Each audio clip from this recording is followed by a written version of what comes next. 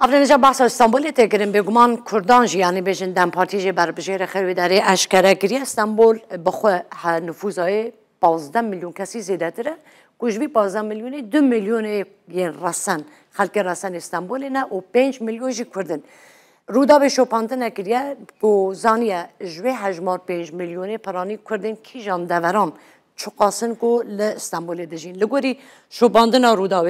جوان کردن 5 میلیون کردن کل استانبول دجین سیواسی 754,327 کسن ارزرومی 405,286 کسن جمالتی 419,224 کس استانبول دجین لقرسه با استانبول 306,869 کرد و لارزینگانجی 300,404 کرد استانبول دجین هجمان دیجیانه جمردین 263,995 کس استانبول نه جوانی 263,927 کس ج اردخان 259,472 کرد ج سرته 258,400 کرد و لبتلیسه 244,876 کرد لاستانبول دجین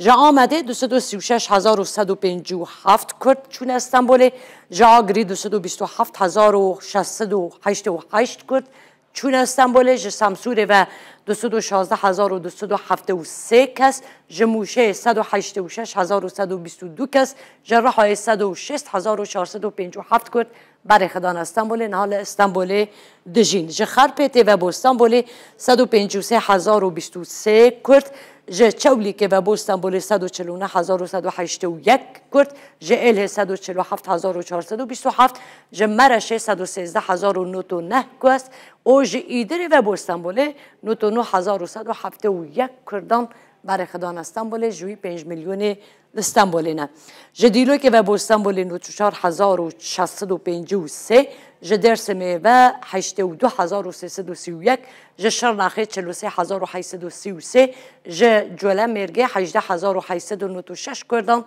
استانبول دجین اوه هجمارا کردان بو یک کل استانبول دجین جه که جان باجاران چونه بود